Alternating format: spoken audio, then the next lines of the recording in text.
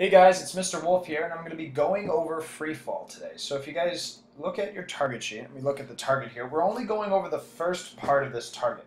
The part that says I could analyze a vertical motion problem, free fall, when an object is released from rest. That's all we're dealing with today. So when we say an object is in free fall, we mean that it is falling under the sole influence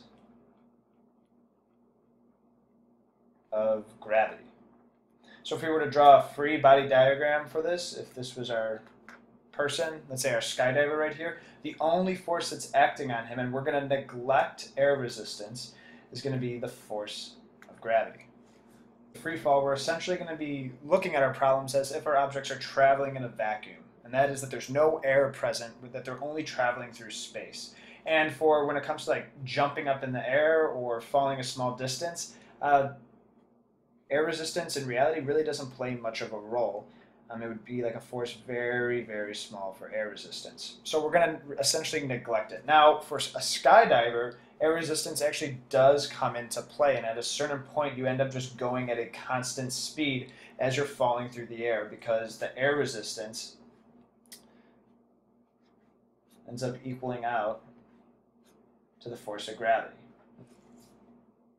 So I think this is important to keep in mind, but keep in mind this is how we're going to be dealing with our problems. All right, so when we're talking about free fall, our object starts from rest. So if we look at our motion diagram of our skydiver right here when he starts at, let's say, time 0 seconds, his initial velocity is going to be 0 meters per second. And then once he's released or he jumps out of the plane, now here's the force acting on him, the force of gravity, and he's going to start to increase speed downwards. And finally, if we're in a vacuum, all objects are going to accelerate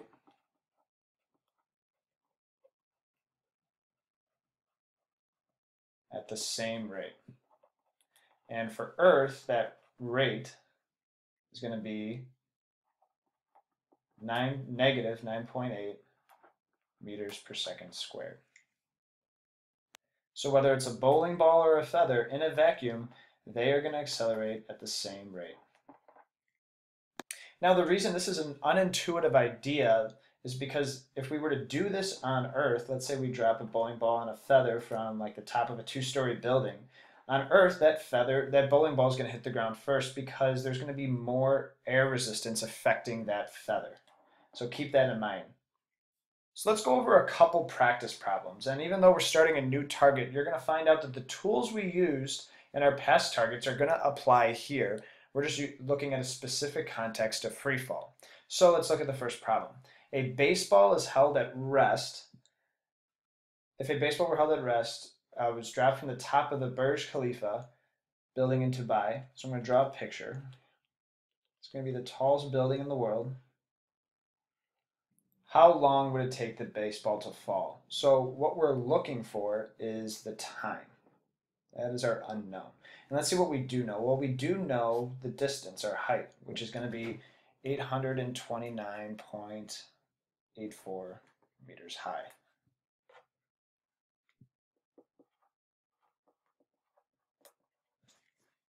Right? Also looking at this problem, I see that the baseball is first held at rest. And so I know that my initial velocity is going to be 0 meters per second. And really, when we're working with free fall, remember, our object is always going to be really starting at rest. We always know our initial velocity with free fall. We also know our acceleration in this problem, right? If it's falling, it's under the sole force of gravity, and it's accelerating at the rate of 9.8 meters per second. So we're going to write that right here. Point that I want to mention is that if we're going to treat acceleration with this negative here before the 9.8, we also need to treat this distance, or rather now our displacement, as a vector quantity. And we're going to make it negative because the ball's starting here and it's moving downwards, right, in the negative direction. So that is our displacement rather than our distance in this case. And the reason why we have to do that is literally we wouldn't be able to solve the problem if we treated this as a scalar quantity while treating this as a vector. Now we could just treat this acceleration as positive 9.8, and then we would also have to make our distance in this case positive 829.84 meters. All right, now I've set up my problem, I've drawn my picture, looked at my unknowns, looked at my knowns. Let's see what equations we could use here, just from the past targets. And we could use the equation which is distance is equal to our initial velocity times time plus 1/2 AT squared. So if we put in our variables, 829.84 meters is equal to our initial velocity, which is 0. The time is what we're solving for, but no matter what the time is, it's going to end up being multiplied to 0. So we essentially don't even need to worry about this right here for free fall. Plus 1/2 negative 9.8 times t squared. All right, so if we do the math on this, we multiply 0.5 times negative 9.8, we're going to get negative 4.9. We're going to divide this to the other side. When we divide those together, we're going to get 84.67. So this is why it was important to use a negative here, because if we divide a negative by, if we divided a positive by a negative, we would get a negative answer. And in order to get t by itself, we would have to square that, and we can't square a negative. So that's why it's important that if we're using our acceleration and we're making it negative, we also have to work with displacement, a vector quantity, rather than our distance, a scalar. And again, if we're just going to treat acceleration as like a temporary scalar quantity, we also have to just work with our scalar distance in order to get that positive there. All right, so we need to square both sides to get t by itself, and we're going to get the time it takes for a baseball to drop off the tallest building on Earth is 9.2 seconds. All right, so let's work on the next problem. All right, so we have a rock that is dropped off a cliff. I'm going to draw the cliff. And it lands on the ground 5.6 seconds later. And how high is the cliff? So I'm looking for my distance.